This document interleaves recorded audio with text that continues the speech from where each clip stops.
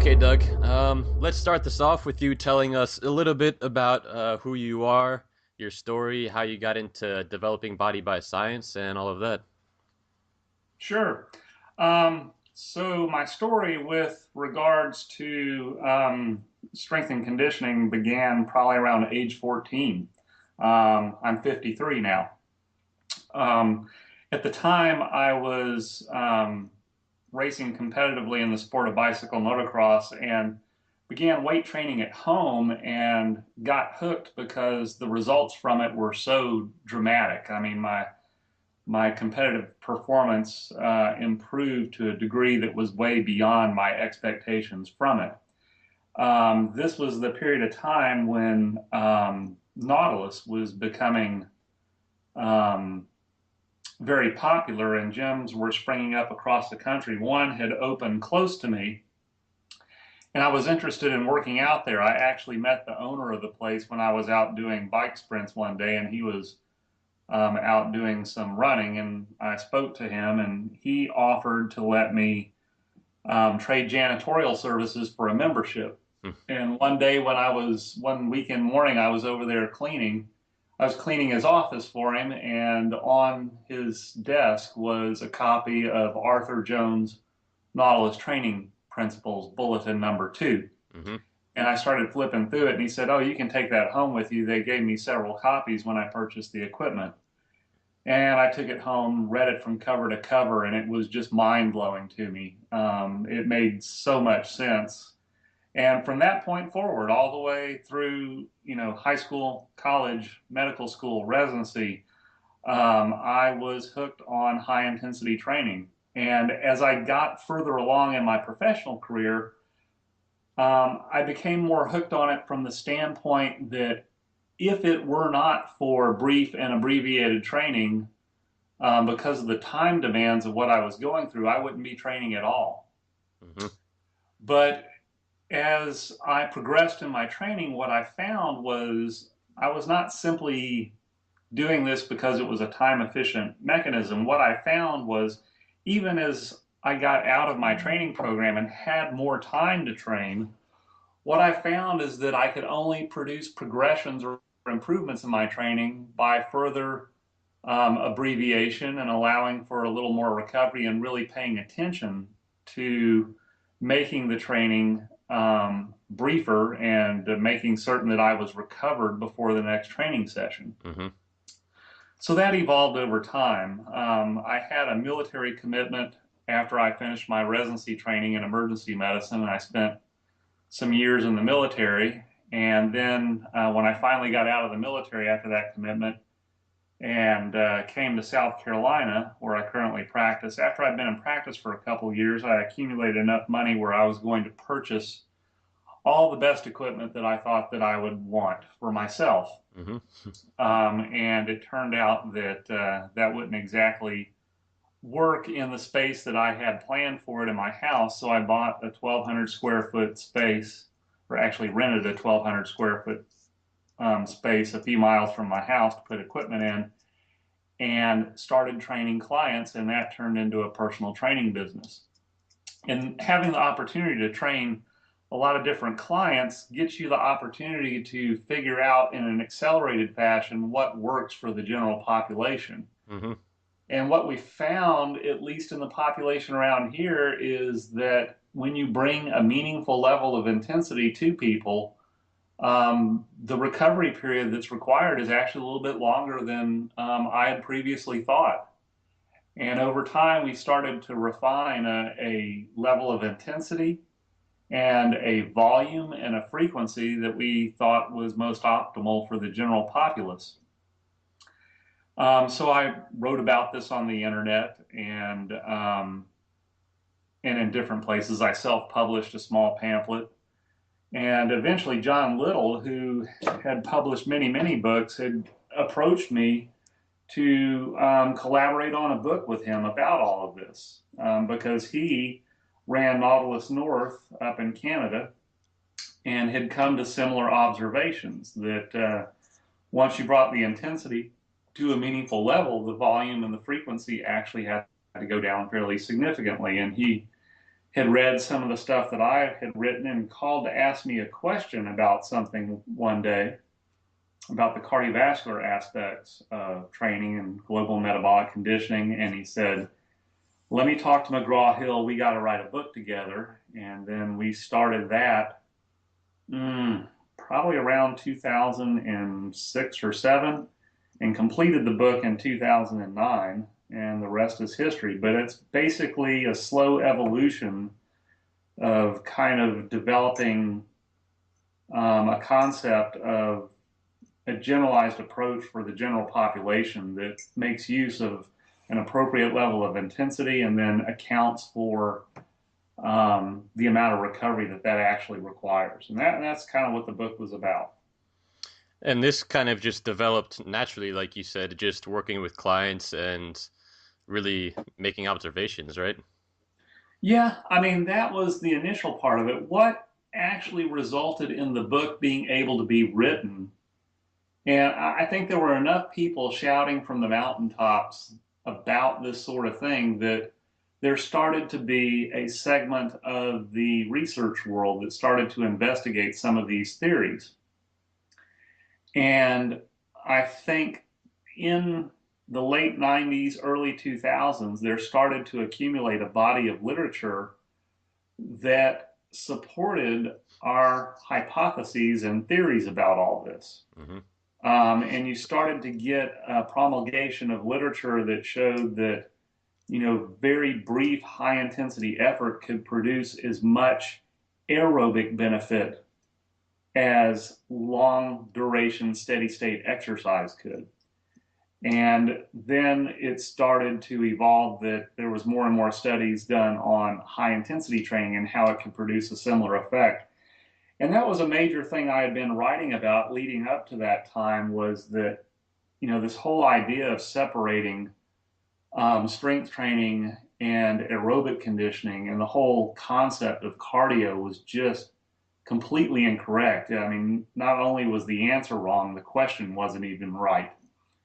Um, and I was, kind of writing a lot of articles showing that the aerobic subsegment of metabolism relies on substrate that is delivered by the anaerobic section of metabolism. So it only makes sense that high intensity exercise should optimally augment aerobic capacity because that's where the substrate comes from. And the only way you can push that system is by pushing the delivery of substrate to a level that it's actually challenged.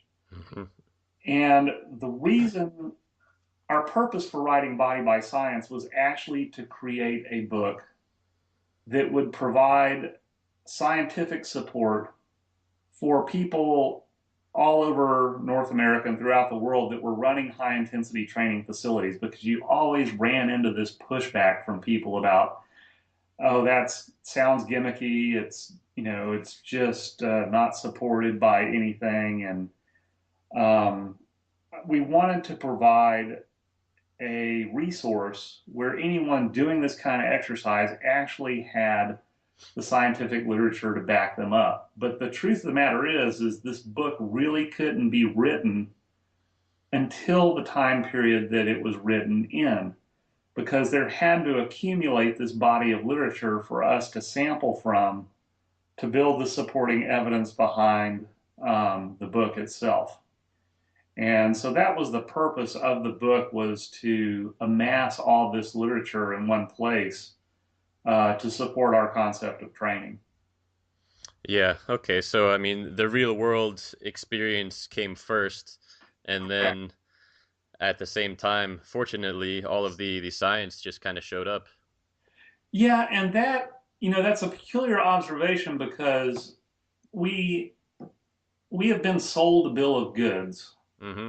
from the universities and from the scientific community that scientific investigation always precedes um, development of technology. Mm-hmm. And the truth of the matter is if you look back on major advancements in science, almost without exception, tinkering and messing around in invention preceded the science. And then, having developed something that worked, science went back and looked at why it worked Hmm. and then came up with the explanation for it. That's true for electricity. It's true for the combustion engine. It's true for any major advancements in science. And it was true here. It was a lot of tinkering around and experimentation and figuring out what worked. And not just what worked for the genetically gifted, who you could give a shovel and have them dig a hole in the ground and get results out of. We actually took it to um, find out what was going to work for your average Joe that was not genetically gifted. And sometimes that's something that's a little bit different, but it applies for a much broader population. Hmm. And over time, I've really come to appreciate the importance of that, because the importance of appropriate strength training in a public health realm is um, so understated that it almost defies belief. I mean, I believe the public health implications of a large swath of the population taking up appropriate strength exercise would have such important health ramifications that it's almost um, would almost defy belief. Um, Yeah, I couldn't agree with you more. I mean, in my mind, strength training is definitely at the top up there with, diet and sleep and stress and all of that. yeah, and they're all interrelated. I mean, you can't. Um, in the book we talk about, exercise doesn't directly cause any of these physiologic changes that you're looking for. Hmm. Exercise is simply a stimulus, and Yeah. it's a stressor. It's a negative stressor that acts on the body. And having received that stimulus, if the body has adequate recovery and resources, dietary elements, that the recovery side of the equation is where the results come from. Hmm. But when you put that whole package together, the way that it works compared to what we have been doing, to someone that does it, feels almost like magic.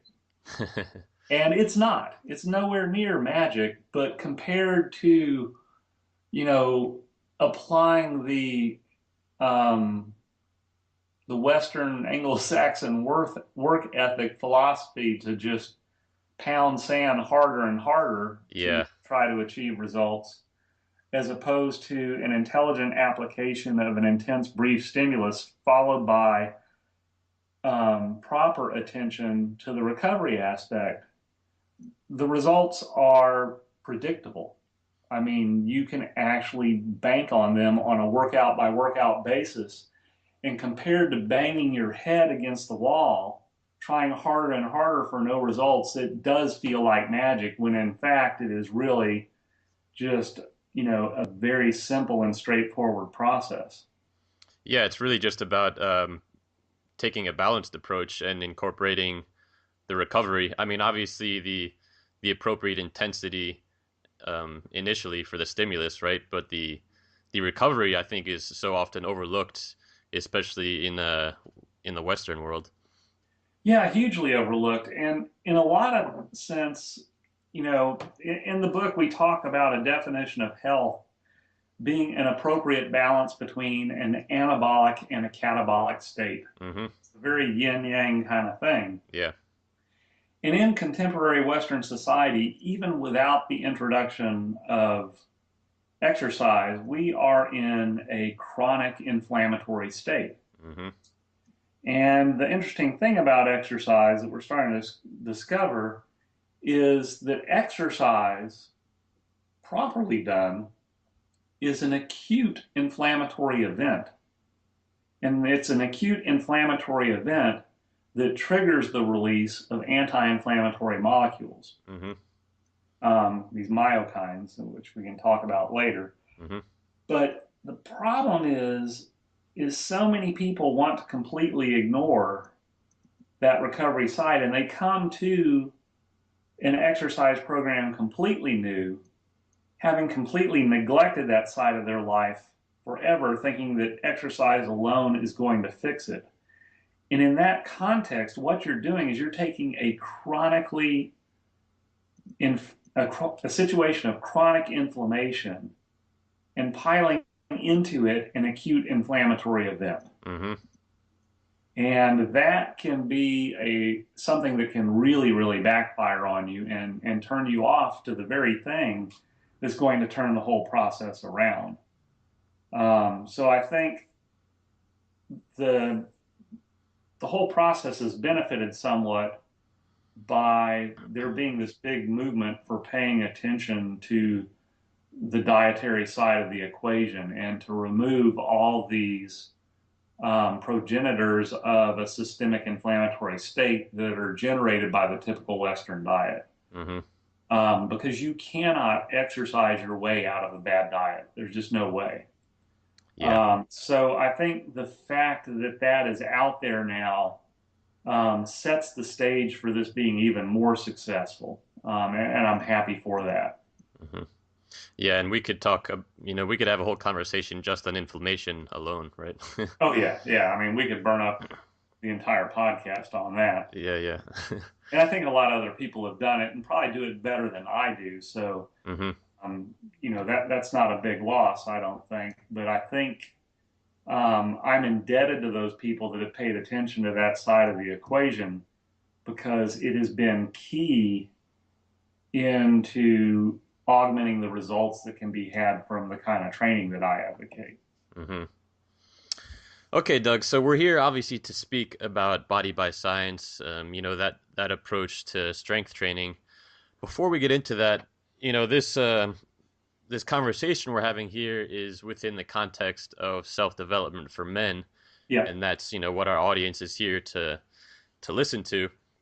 So if you could speak a little bit about first sort of the secondary effects of strength training, how it affects maybe your hormones, the nervous system, um, your mental, emotional state, confidence, all of that sort of thing. Yeah, I think from the standpoint of male personal development, the biggest thing that this approach has to offer is this is I believe that the true essence of being a man or manliness is maintaining a constant state of readiness Mm-hmm. and to intrinsically know and feel that you are not physiologically capable, that you do not have physiologic headroom, that things have slid, that you are too fat and too weak and too deconditioned. I think that registers hugely in our psyche. Yeah. And there persists in our society this Cartesian dichotomy between mind and body. And I think that everyone intrinsically feels in their gut that that is bullshit. That the fact that I'm, doubling down on my career and trying to advance myself, and I'm trying to build up the mental aspect of my life, therefore requires that I allow my body and my physiologic capacity to slide.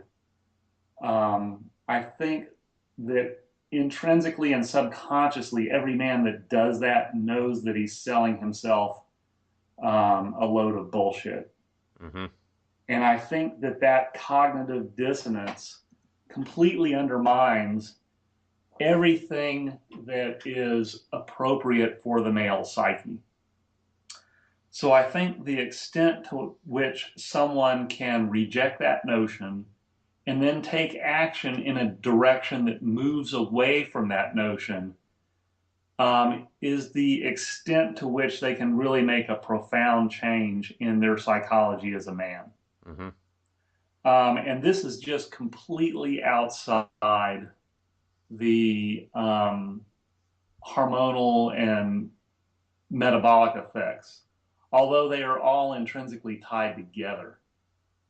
Simply making the decision to reject that dichotomy and say that I'm going to make a change. I believe that simply the act of doing that will change your hormonal environment in a way that's going to be very beneficial. One of the most powerful things that any person, but especially a male, can do is to make a decision, to put a stake in the ground and say, no more, and this is what I'm going to do. Mm-hmm. The act of making that decision, I believe, affects the hormonal environment in a very positive way. Now, there's interesting study. You can just kind of Google, put in a search term, something to the effect of salivary testosterone levels of sporting fans or something to that nature. There's a really cool study done in the parking lot of a collegiate football game. Mm-hmm. And after the game, they measured the salivary testosterone levels of fans of the winning team versus fans of the losing team, and found that fans of the winning team had a 40% higher testosterone level than those that were fans of the losing team. If you, and they've done further studies of people just playing board games, the people that win the board game have a higher hormonal level, Mm-hmm. higher testosterone levels, even if they rig the game where the loser wins and the winner loses, which is very odd. Yeah. So, what I'm saying by all this is there is good scientific evidence that just the intention of making this proactive change and saying, I'm going to do this, sets you on the pathway to reversing this hormonal environment towards one that is more empowering and is therefore permissive for you getting the best results out of this training program. Mm-hmm. Now, having said that, once you have embarked upon this sort of training program, um, you get on a very steep curve of improvement. And there's new scientific literature that recognizes that skeletal muscle is not just a tissue that is active and produces movement and generates power.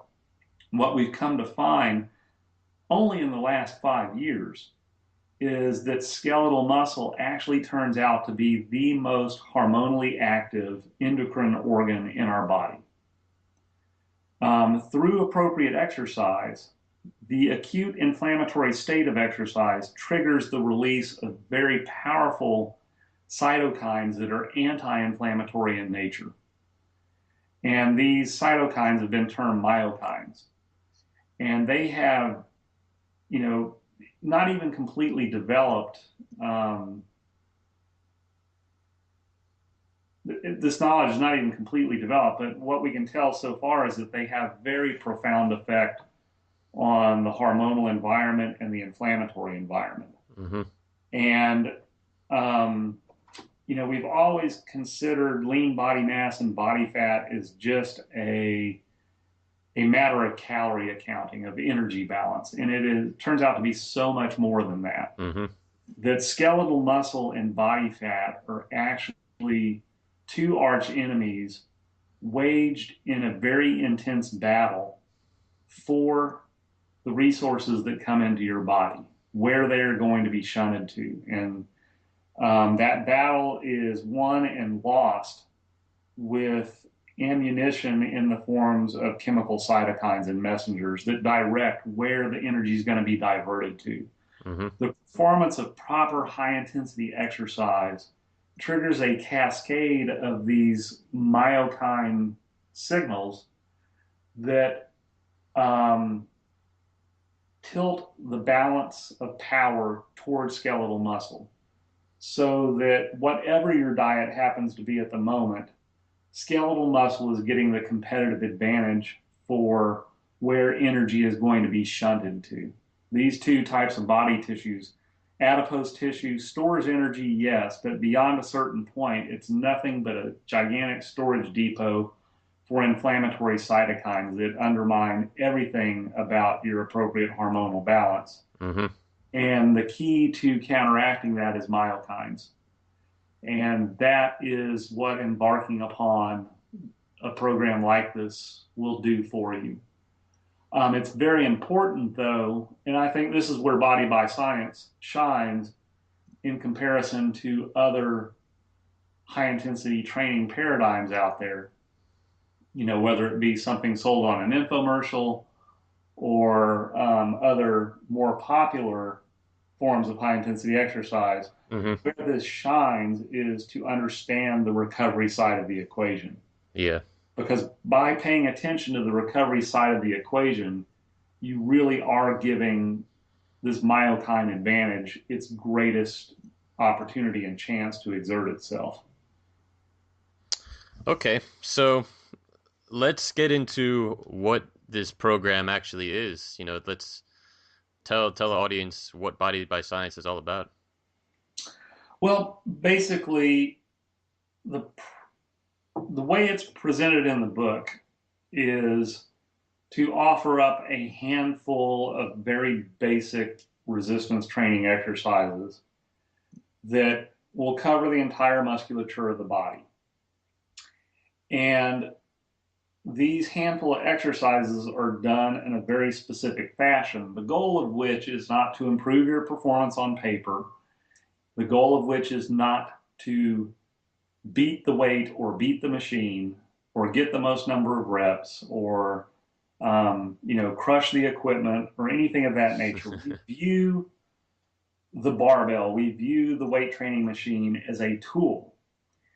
And the purpose of this tool is to provide, as much as possible, a continuous, uninterrupted load on the musculature that it has to contract forcefully against. And this load needs to be continuous and uninterrupted because our goal is to induce a rapid and deep state of fatigue in the musculature that is working in this particular movement. Hmm. Because what we find is that the stimulus for the improvement that we're seeking is this rapid accumulation of this deep state of fatigue. And we're very meticulous in the type of form that we want you to use. And we're very meticulous in understanding that while we do keep good records and we want to see improvement on a regular basis, we want that improvement to be something that is generated organically as a side effect of what we're doing, not as a primary goal that you strive after. Because if it is the primary goal that you strive after, you will start to have alterations in your form and performance in order to show improvement on paper, when in fact what you were doing is changing the form in such a way that you're undermining the real goal of fatiguing and weakening the muscle quickly. Hmm. So, having said that, in the book, we just selected 5 very big basic movements that cover the whole body. And we selected these 5 big basic movements because they are very easy and natural movements to perform. So, someone that is starting off in a program has much more of their consciousness available to focus on intensity and effort rather than on coordination and motor skill. Hmm. So the movements we chose were, if they were done on machines, would be a compound row, which is a horizontal rowing motion, a chest press, a undergrip pull down, which would be like a chin up or pull up movement with the palms facing upward, an overhead press, and a leg press. Now, done with conventional equipment, that would be a bent over barbell or dumbbell row, a bench press type movement, a pull down or chin up type movement, and a barbell military or overhead press type movement, and a squat. And our focus is to use a style of performance that results in continuous and aggressive loading. And on the best type of equipment, that results in a very slow cadence of movement. And the key here is to initiate the movement as gradually as possible, so that in the beginning of the movement, you have no invocation of momentum. Mm-hmm. So you deny yourself of any use of momentum. You start very, very gradually building up pressure, and you're going to take 3 seconds to move the first inch. After that, speed is not really much of an issue. If you're working with very good equipment that has low friction, you'll find that that speed will fall somewhere between a 7 and 10-second excursion. Mm-hmm. If you're working with a barbell or equipment that has the less ideal strength curve, you may find that you're looking at about a 4 or 5 second excursion. But by anyone's standards, the movement looks quite slow. Super slow. Yes. But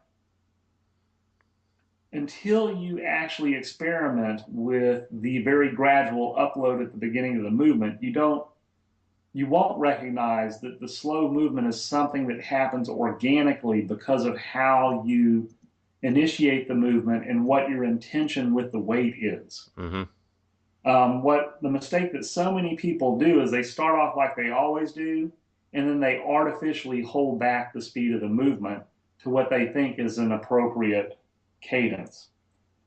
When what really should happen is you should do such a gradual upload that once you are intensely contracting, that the slow speed declares itself organically. You'll find that if you use the proper initiation and upload, that the speed of movement will actually spontaneously be as slow as you need.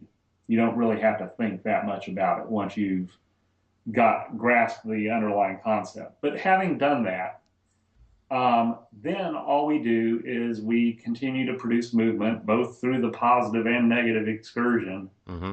until the window between the weight we've selected and our available level of strength starts to close. And when that window completely closes, movement stops. And most people term this muscular failure. And what happens is you approach that narrowing window as you get this sensation of panic because instinctually our bodies don't want whatever resistance we're meeting in our capability. They don't want that window to close Yeah. because instinctually that means you're getting very close to losing this battle. Mm-hmm. So all of a sudden you'll have this overwhelming urge to, drop the weight and jab, hold your breath and heave, do all sorts of things to complete the repetition no matter what.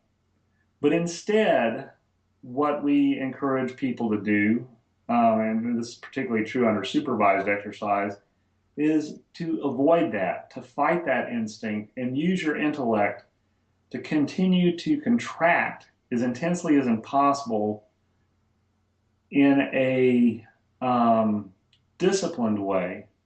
You don't change your form. You just keep pushing, even when the weight stops moving, even when that window is completely closed. You continue to push against the resistance as if the movement is slowly completing its range of motion, Mm-hmm. even though it's not moving at all. And that drives that level of fatigue to a significantly deeper level. As a matter of fact, at that point, the level of fatigue that you're producing from the time the weight stops moving until you shut off effort is at least as deep as from the beginning of the set up until that point. So, to a large extent, when properly done, the really good stuff of exercise begins at failure, begins at the closure of that window. So, and we quickly do that in each of these 5 movements that we recommend in the book, and we move from one exercise to the next, and we basically do that to as much of the skeletal musculature in the body that we can reach. Mm-hmm. Now, those 5 movements are nothing magical, that we just arbitrarily selected them because we felt that they were movements that most of the reading population could understand and do. But this can be applied with any movement that you have preference for any particular region of the body. But in the book, we kind of focus on those 5 big movements because it's stuff that's available to most people. it's understood by most people, and they can focus on the form and the effort rather than difficulties with coordination. Yeah, and using those five movements. I mean, in the book, you recommend using the equipment a little bit over using barbells. Is that right? Yeah, mostly from the standpoint of simplicity for the end user that's just starting this out, and for safety reasons, obviously. Yeah. But that's not to say that machines are better than barbells. Mm-hmm. There are a lot of machines that are manufactured out there that are much less effective than free weight exercise. The biggest thing that free weight exercise has going for it is not this notion of having to coordinate and use these accessory muscles to balance Mm-hmm. the weight. That is, while it is true, I think it is way, way overrated. I think the biggest thing that free weights have is that they are pure gravity. Mm-hmm. One of the biggest things that will undermine this protocol on conventional equipment is friction. And that's Okay. just basically going to be on poor quality equipment. Yeah, but even with the best equipment, there is a coefficient of friction there, Mm-hmm. the expression of which is strongly negative. Mm-hmm. Um, and in the grossest terms, the way to discuss it is the real value. One of the major values in resistance training is the lifting, but more so the lowering of the weight. The eccentric component of the exercise actually is a major contributor to the microscopic trauma and damage that occurs that sets the growth process in motion. Mm-hmm. And friction limits how much weight you can lift. And because what you're doing is you select a given resistance, and if you have a significant coefficient of friction, you're having to lift that resistance plus that degree of friction, that percentage of friction. Yeah. So that limits how much you can do in the positive. But in the negative, you're not having to overcome the friction. The weight that you are resisting in the eccentric or lowering phase is the weight selected minus that coefficient of friction. Mm-hmm. So, I've trained on some equipment here locally. You look at it and it's so poorly maintained, they have the little 5 pound add-on weights that slide up and down the guide rod. Yeah. I can unhook the 5 pound weight and just let it go, and it will not fall all the way to the bottom. It will get stuck halfway down on the middle of the guide rod because the friction is that bad. Wow. So when you're training on equipment like that, the effects of it for what we're trying to accomplish are very, very negative. Mm-hmm. And when you're using free weights, there's just absolutely none of that there. Now, there in particular movements may be some leverage factors that are decidedly negative on a free weight movement, but the one thing you never have is a significant problem with the coefficient of friction. Mm-hmm. And it is pure gravity that you're fighting against. And I think that's a very beneficial aspect of it. Now, on the equipment that we use that is most ideal for this sort of protocol, we go to great, great lengths to try to diminish the friction as much as possible, but also to account for and adjust the resistance curve of the equipment so that you avoid major sticking points. Like most people will have experienced in a bench press or a chest press type movement, that the resistance gets overwhelmingly hard when your shoulders and your elbows reach 90 degrees. Mm-hmm. So it's coming right out of the hole there, about 3 inches out of the hole. Yeah. And that's simply because the leverage factor, the cosine of 90 degrees, is approaching zero, and the amount of moment arm that you're able to put into the weight in your hands is diminished markedly. And, muscular failure can occur at very different levels of inroad or muscular fatigue. If you have something with a really bad sticking point, you can reach muscular failure yet have only weakened yourself or inroaded yourself 15 or 20%, Mm-hmm. as opposed to something with a little bit more attention paid to the resistance curve. When you reach failure, you may be somewhere between 40 and 60% inroaded at the end of the set. Mm-hmm. So, the equipment you use can kind of dictate your approach to achieving an adequate depth of fatigue.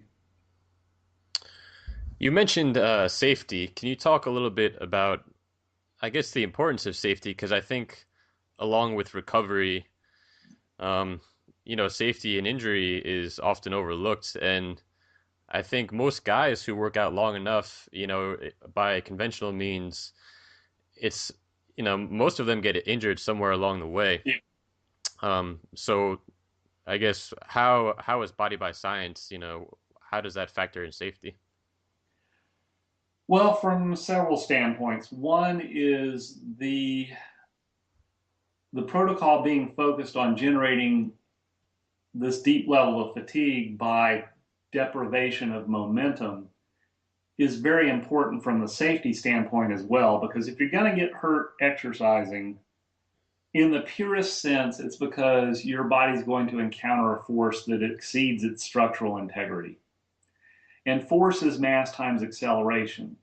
And the protocol we're using is focused on eliminating acceleration as much as possible. Hmm. So when force is the mass you're using times its acceleration, to the extent that you can minimize the acceleration is the extent potentially exponentially multiplied, to which you make the exercise safer. The other thing that is important for avoiding both acute and chronic injury is making sure that the movement is done in a biomechanically correct joint congruent way. Hmm. And so much of high intensity training that's done elsewhere involves the use of highly skilled movements that were never meant to be performed in a fatiguing fashion. They were meant to be performed in a competitive weightlifting environment, a one rep try. Hmm. And they take these movements and use them in a fatiguing fashion. But part and parcel of these competitive lifts, these Olympic type lifts, is that most of them begin and end in a very joint incongruent fashion. You're putting the joint in a very vulnerable position, the shoulder joint especially, out of scapulohumeral timing, which is where the ball and socket are lined up appropriately. So you're putting the joint in a very vulnerable position and under great load, which is a risk of a sporting event. That's Hmm. just what it is. Yeah. But when you use a movement that was intended for a sporting event and you use it over and over in a fatiguing protocol, it's not a matter of if, it's a matter of when you're going to get hurt. Hmm. And what we've done here is we've tried to separate physical training and skill training entirely. So the movements that we recommend and the style of performance that we recommend in Body by Science is purely the physical conditioning side of the equation. Now, if you want to take what you've gained from that and apply it to a skill conditioned movement or sport, you can certainly do that. But what we are avoiding is using a highly skilled movement that involves vulnerable joint angles and introducing fatigue on top of it. Hmm. Because the major reason that most people in middle age stop an exercise program and then get on that slippery slope of deconditioning that eventually, is just this gradual decline in functional ability until you die in your 70s. Hmm. The major reason for that happening is either acute or chronic injury. And if exercise is done properly, that never has to happen. Exercise should be for increasing your physiologic headroom and protecting you against injury.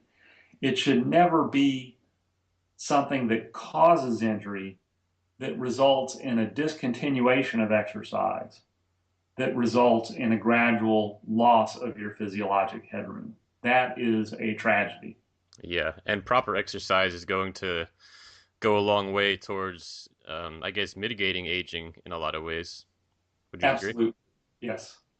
And that, again, is largely defined by your physiologic headroom, as well as this myokine and these hormonal messengers released by skeletal muscle have anti-aging effects. They have anti-neoplastic effects. Interleukin 8 released by skeletal muscle has been shown to arrest growth and reverse progression of breast cancer cells in vivo. Mm-hmm. Um, and initially in vitro, but in vivo in lab animals. So, I mean, this proper exercise actually has anti-neoplastic effects. I mean, it protects you against cancer, which in many cases is just an accelerated expression of the aging process. And the aging process is a breakdown of this appropriate balance between an anabolic and catabolic state. Mm-hmm. And when you get in your late 40s and early 50s, you really start to appreciate this, particularly in terms of your most rapidly dividing tissues like your skin. Um, it's like getting old sucks bad enough, but it's so strange to me that we have to start decomposing even before we're dead. Yeah. But strength training goes a long way towards mitigating against that. Even the first signs of aging always show up in your skin. Mm-hmm. And even myokines have been shown to reverse and delay those skin changes through the actions of interleukin 6. There's actually studies that are showing that. But more than anything, it's the preservation of physiologic headroom. And aging is only really viewed by most people in its negative sense as a consequence of the loss of this physiologic headroom. Mm-hmm.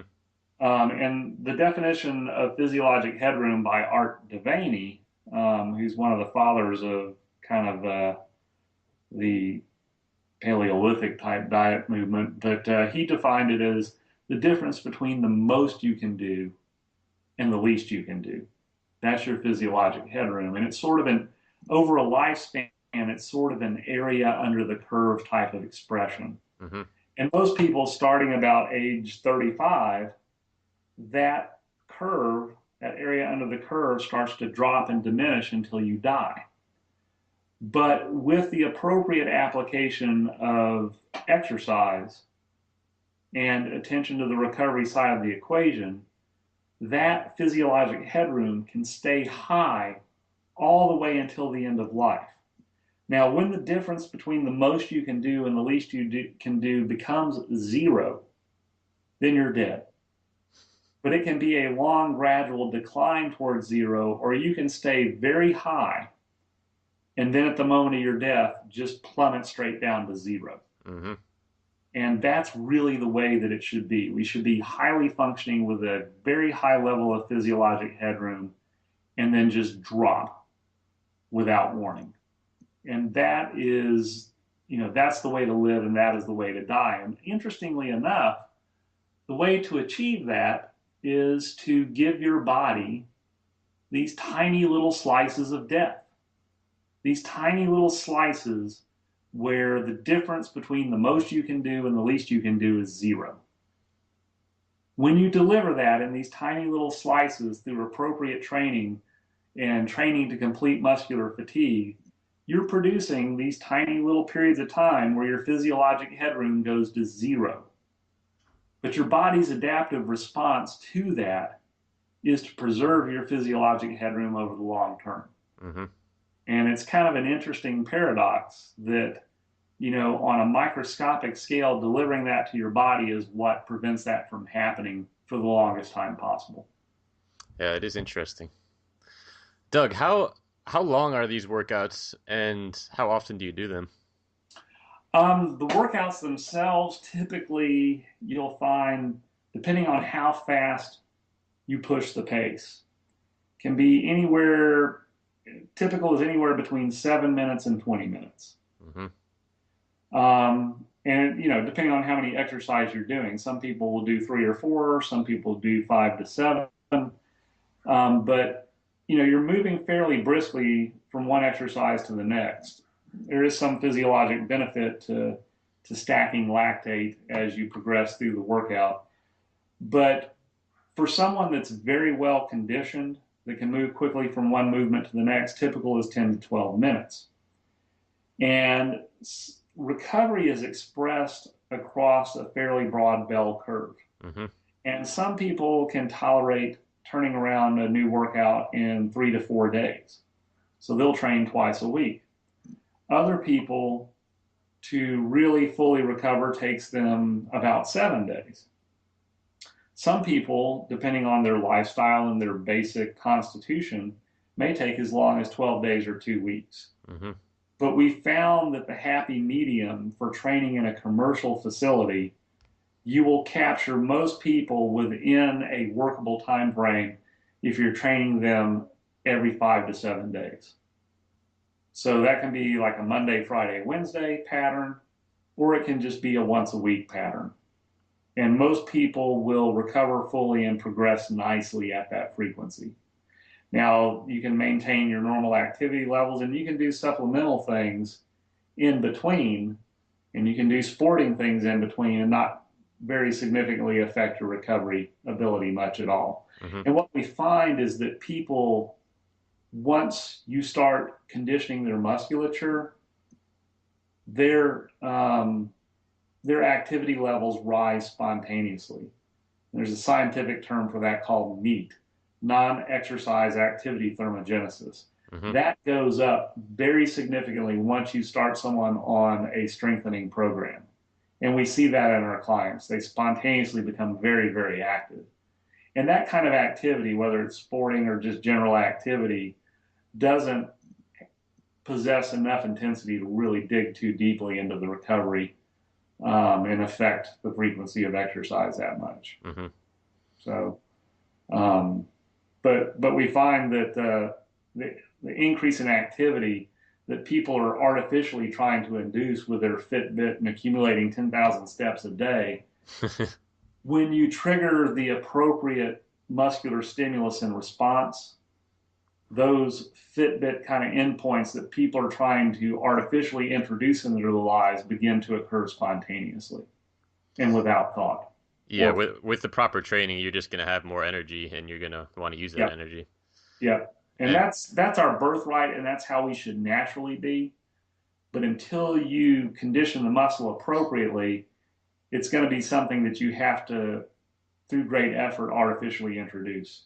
yeah, and going back to the duration of the exercises and the frequency, basically what it comes down to is our listeners, no matter how busy they are, there's really no excuse not to do these exercises. Yeah, no, once you figure that out, there really is not. And the other thing is, and a lot of people will balk at the brevity of the workout, but if it's done appropriately, you should be less than halfway through before the thought enters your head of, holy shit, how am I going to make it through the rest of this? Hmm. So at the end of 12 minutes, it literally ought to be all that you can stand and more than you thought you could take. Yeah, until you really experience it, it's hard to really comprehend how intense the Right. workout really is. And that's key. And once people experience it firsthand, then they're more than happy to limit their workouts to 12 minutes. Hmm. We see that all the time with clients. So There's two things I want to ask you here. What are your thoughts on doing this style of workout using body weight, and what are your thoughts on the Tabata style sprint high intensity training? I think that properly done, that the body weight exercises can work very well with this.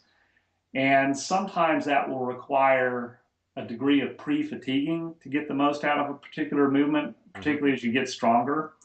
For instance, if you're going to do a freehand squat, that may require you doing a wall sit with your hips at 90 degrees, your knees at 90 degrees for a minute or two to introduce a degree of fatigue in the musculature so that just your body weight actually works as a meaningful resistance. Hmm. But then also, when doing those kind of exercises, you can get as much out of them as you can on proper equipment if you learn to perform co-contraction, which means you're not only doing the movement with the resistance you have at hand, you're volitionally contracting the involved musculature on top of the amount of contraction necessary to do the movement. So you're adding contraction on that is greater than what is necessary then to produce movement. So the volitional co-contraction and the contraction of the muscle groups on the opposing side of the joint is a learned skill, but a freehand exercise. For instance, if I'm traveling and I'm in a hotel and they have the typical crappy minimal selection of equipment that you find in a hotel, Yeah.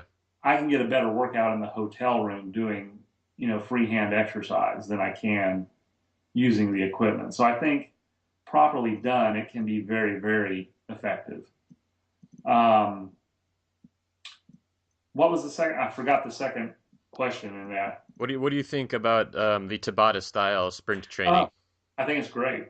Hmm. The Tabata style training produces the sort of stair step accumulation of lactate that produces a metabolic environment that is conducive for muscle growth, but also by doing that kind of effort pattern, you are delivering the substrate to the mitochondria as fast as possible, Hmm. which is why a 4 to 7 minute Tabata type protocol can produce the type of aerobic benefits of 45 minutes of steady state. Hmm. Is because you're delivering that substrate so rapidly to the mitochondria that you're pushing the aerobic system as much as possible. The downside of the Tabata protocols done on aerobic pieces is the risk for injury. Because in order to raise the intensity to that level on one of those pieces, you have to raise the force along with it. And a lot of times the force is going up exponentially. Yeah. The beauty of doing it in a body by science style is not only is the force controlled as you accumulate that kind of fatigue and metabolic effect, you're actually becoming weaker as you do it, and the forces are actually going down as the intensity goes up. Hmm. And that is the very unique thing about using this protocol is you can get Tabata type conditioning, but you get it in a fashion where as it's getting harder, it's becoming safer and safer. You're literally becoming too weak to hurt yourself. And the movement protocol ensures that you're never going to encounter an excessive force doing it. So I think the metabolic benefits and effect of the Tabata protocol are very, very good. There is the downside risk of having to increase the force to get there. But if you do it using a style of training that we advocate in the book, you can get that same benefit, but in a way that is force controlled and has a wide, wide margin of safety. Hmm. So basically, doing the body by style workouts, these sprinting intervals are almost unnecessary. Yeah, although if your workouts are spaced too far apart, you can certainly insert them in the middle, one time a week. Hmm. Yeah, definitely. Okay, just one thing I would like to ask you before we close out is, Yep. are there any major mistakes or lessons that you've made or learned in your life that you can share with us that can be completely unrelated to strength training? Unrelated to strength training. Yeah, well, just anything, that really sticks out in your mind. Some sort of lesson that we can learn, from your mistake. Hmm. Well, completely unrelated to strength training, more related to life in general, is um, there are bad people out there, Hmm. and they don't necessarily recognize themselves as bad, and you won't either, except to say that if a person is repetitively causing drama or difficulty in your life, if that is happening on a recurrent basis, you need to take note of it and cut those strings immediately, because those people can do things in your life or to your life that can have consequences that are greatly disproportionate to the event itself. So if you got someone that is sapping energy out of your life on a repetitive basis, family member, friend, or whatever, um, you need to cut them loose. It's as if you're walking across a bridge and a person walks up to you with a rope in their hand, and they hand you the rope, and you take the rope, and suddenly this person takes the other end of the rope and jumps off the bridge and hangs there, and now you're committed to saving them. Hmm. The real key is as soon as you can recognize something wrong, don't take the rope. That's my advice, is that there are people that are going to be drains in your life, and if they repeatedly show you drama and difficulty, you need to cut loose from that. Hmm. Yeah, and I think especially for individuals that are really trying to succeed and improve themselves, you often find those around you kind of pulling you down. And my one last piece of advice from someone that's had, very demanding training and very extended hours is the one thing you got to realize, and this applies to the recovery side of the equation, is that in order to become superhuman, you have to acknowledge that you're only human Hmm. and obey that, and then you can express your greatest performance, but only um, by showing that. Yeah, well said. Thanks for sharing that with us, Doug. It's Yeah, been you bet. it's been great talking to you. Thanks again so much for doing this. Have a good day. My pleasure. All right. Take care now. You too.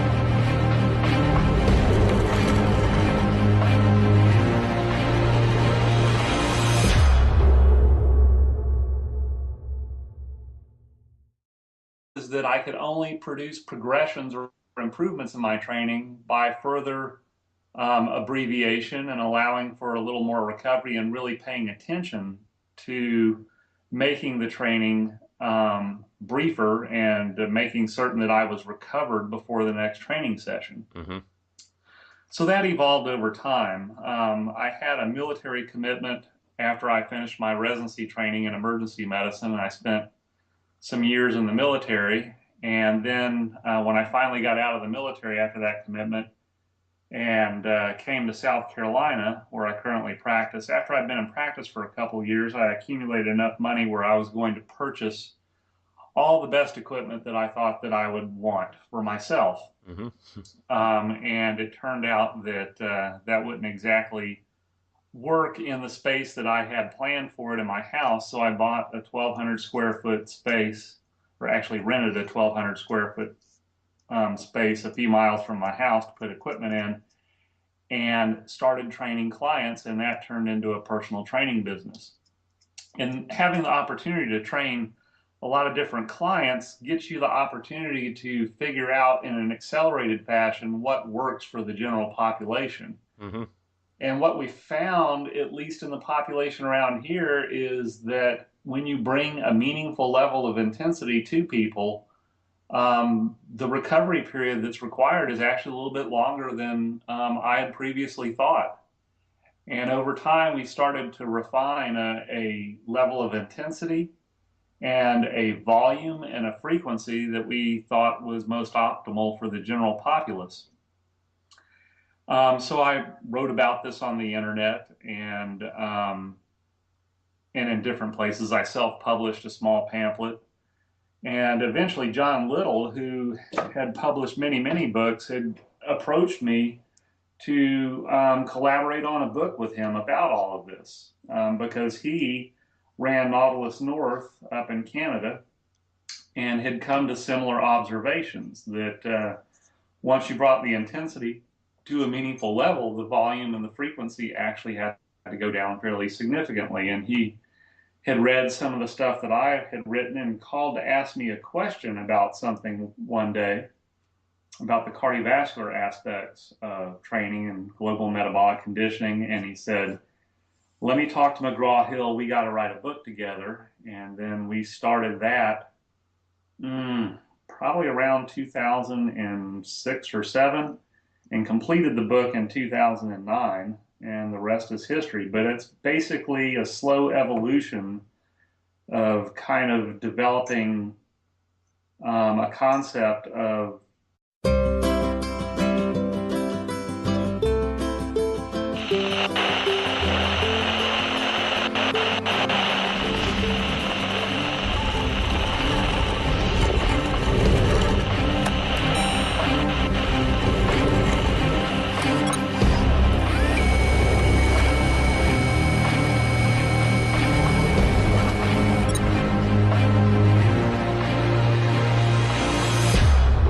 Okay, Doug. Let's start this off with you telling us a little bit about who you are, your story, how you got into developing body by science, and all of that. Sure. So my story with regards to strength and conditioning began probably around age 14. I'm 53 now. Um, at the time, I was racing competitively in the sport of bicycle motocross and began weight training at home and got hooked because the results from it were so dramatic. I mean, my competitive performance improved to a degree that was way beyond my expectations from it. This was the period of time when Nautilus was becoming um, very popular and gyms were springing up across the country. One had opened close to me, and I was interested in working out there. I actually met the owner of the place when I was out doing bike sprints one day, and he was out doing some running, and I spoke to him, and he offered to let me trade janitorial services for a membership. Hmm. And one day when one weekend morning, I was over there cleaning. I was cleaning his office for him, and on his desk was a copy of Arthur Jones' Nautilus Training Principles, Bulletin number 2. Mm-hmm. And I started flipping through it, and he said, oh, you can take that home with you. They gave me several copies when I purchased the equipment. And I took it home, read it from cover to cover, and it was just mind blowing to me. It made so much sense. And from that point forward, all the way through, high school, college, medical school, residency, I was hooked on high intensity training. And as I got further along in my professional career, I became more hooked on it from the standpoint that if it were not for brief and abbreviated training, because of the time demands of what I was going through, I wouldn't be training at all. Mm-hmm. But as I progressed in my training, what I found was I was not simply doing this because it was a time efficient mechanism. What I found was even as I got out of my training program and had more time to train, what I found is a generalized approach for the general population that makes use of an appropriate level of intensity and then accounts for the amount of recovery that actually requires. And that's kind of what the book was about. And this kind of just developed naturally, like you said, just working with clients and really making observations, right? Yeah, I mean, that was the initial part of it. What actually resulted in the book being able to be written, and I think there were enough people shouting from the mountaintops about this sort of thing that there started to be a segment of the research world that started to investigate some of these theories. And I think in the late 90s, early 2000s, there started to accumulate a body of literature that supported our hypotheses and theories about all this. Mm-hmm. And you started to get a promulgation of literature that showed that, very brief high intensity effort could produce as much aerobic benefit as long duration steady state exercise could. And then it started to evolve that there was more and more studies done on high intensity training and how it can produce a similar effect. And that was a major thing I had been writing about leading up to that time, was